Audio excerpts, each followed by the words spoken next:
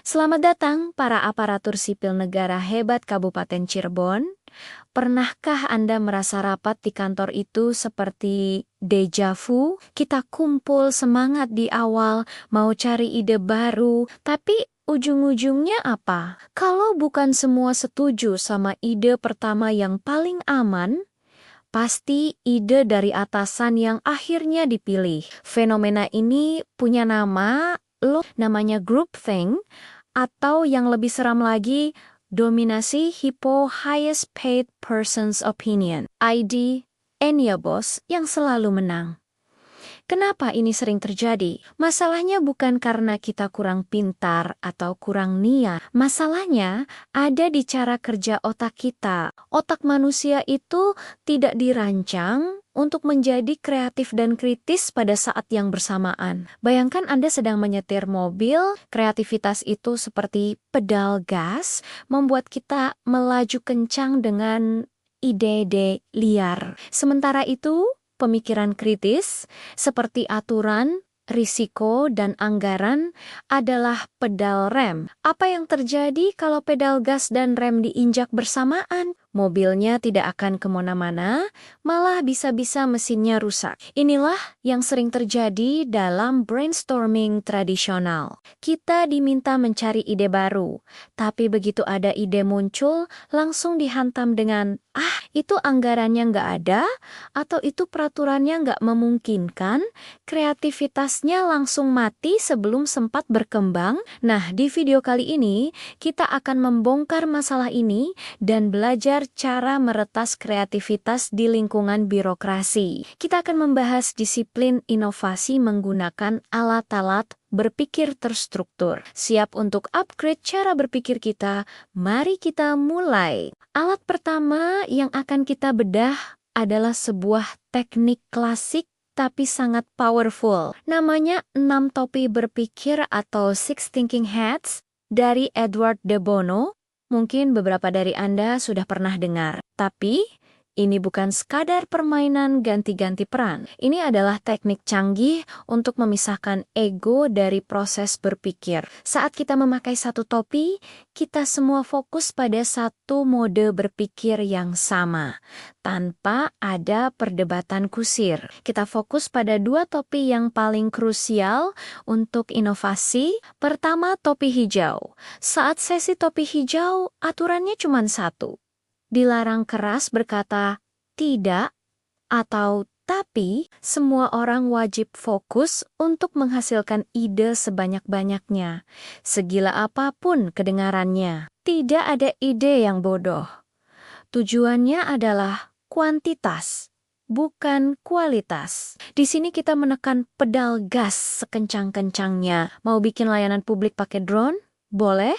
Mau bikin aplikasi ASN yang bisa teleportasi? Tulis saja dulu. Setelah sesi topi hijau selesai, barulah kita ganti topi. Misalnya, ke topi hitam. Ini adalah topinya si pesimis. Topinya pengacara setan. Saat memakai topi hitam, aturannya dibalik, dilarang bersikap optimis. Di sini, kita fokus 100% mencari kelemahan, risiko, potensi masalah, dan benturan dengan regulasi. Kita injak pedal rem sekuat-kuatnya. Kunci dari metode ini adalah melakukannya secara bergantian dan terpisah.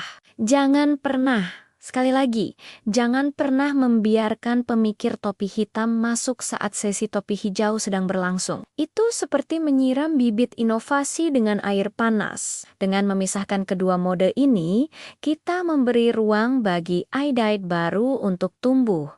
Sebelum akhirnya kita uji kelayakannya dengan kritis. Ini yang disebut cognitive switching, berpindah mode, berpikir secara sadar, dan disiplin. Sekarang kita masuk ke konsep kedua yang akan mengubah cara kita memandang proses inovasi, the double diamond atau berlian ganda.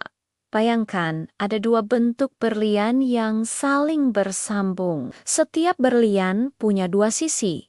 Sisi yang melebar dan sisi yang mengerucut. Ini adalah visualisasi dari dua mode kerja yang wajib ada dalam inovasi, divergent dan convergent. Fase divergent adalah saat kita melebar. Tujuannya adalah menciptakan pilihan sebanyak mungkin. Di sini, kuantitas jauh lebih penting daripada kualitas. Ini mirip seperti sesi topi hijau yang tadi kita bahas. Kita menjelajahi semua kemungkinan tanpa filter, tanpa sensor. Aturan emas di fase ini adalah defer judgment atau tunda penilaian. Jangan menghakimi ide apapun, baik ide sendiri maupun ide orang lain. Sebaliknya, fase konvergen adalah saat kita mengerucut setelah punya segudang pilihan dari fase divergen.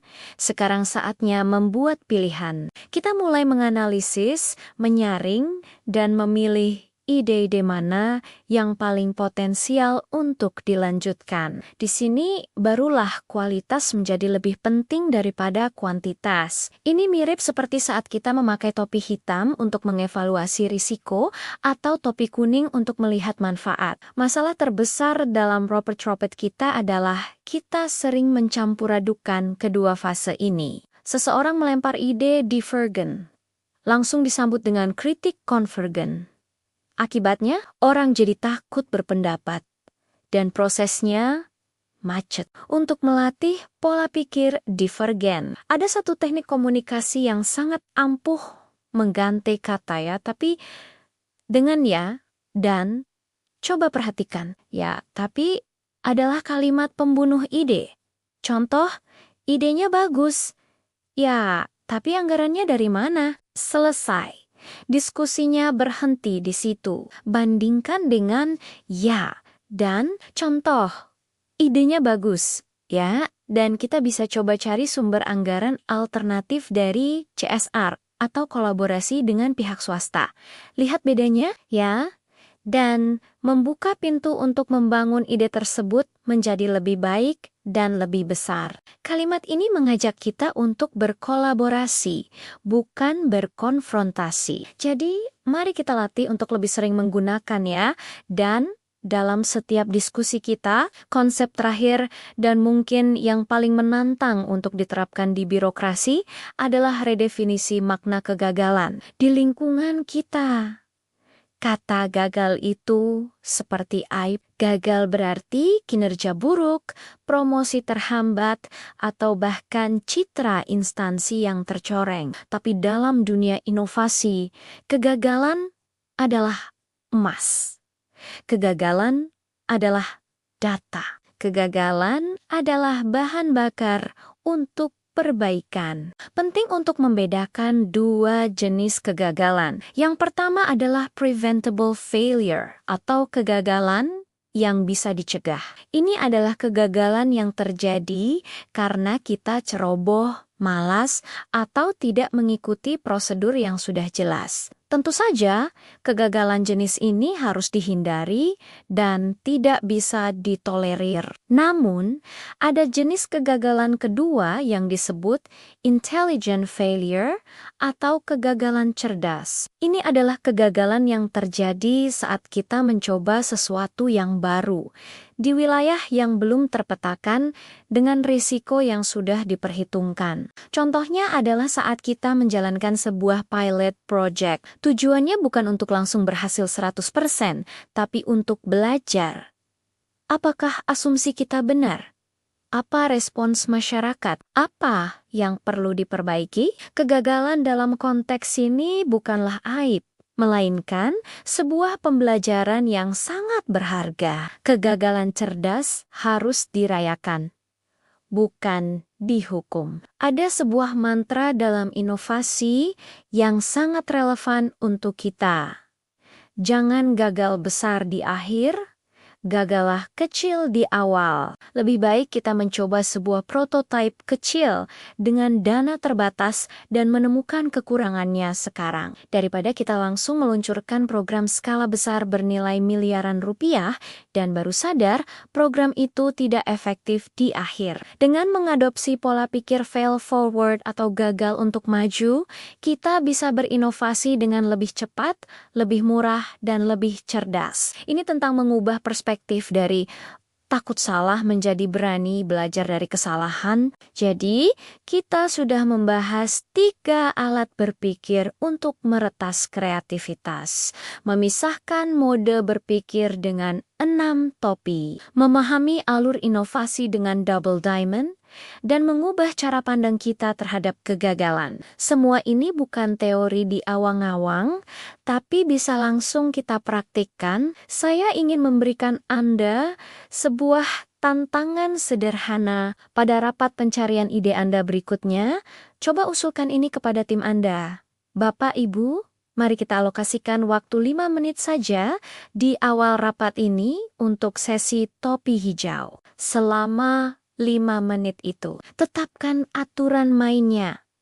Semua orang bebas melontarkan ide apapun yang terlintas di kepala terkait topik rapat, segila apapun idenya, dan tidak ada seorang pun yang boleh mengkritik, menyela, atau mengatakan, tapi cukup tulis semua ide yang muncul di papan tulis. Lihat apa yang akan terjadi. Anda mungkin akan terkejut dengan banyaknya ide segar yang muncul ketika rasa takut dihakimi dihilangkan. 5 menit ini bisa menjadi pemicu untuk sebuah diskusi yang jauh lebih produktif dan inovatif dari biasanya. Ingatlah selalu, kreativitas itu bukan bakat mistis yang hanya dimiliki segelintir orang. Kreativitas adalah sebuah keterampilan, sebuah otot yang bisa dan harus dilatih dengan disiplin dan alat yang tepat. Sebagai ASN, kita punya tanggung jawab besar untuk terus berinovasi demi pelayanan publik yang lebih baik bagi masyarakat Kabupaten Cirebon. Mari kita mulai melatih otot kreativitas kita bersama-sama. Terima kasih sudah menyimak. Jangan lupa untuk membagikan video ini kepada rekan-rekan ASN lainnya agar semangat inovasi ini bisa menyebar lebih luas. Sampai jumpa di kesempatan berikutnya. Maju terus ASN Kabupaten Cirebon.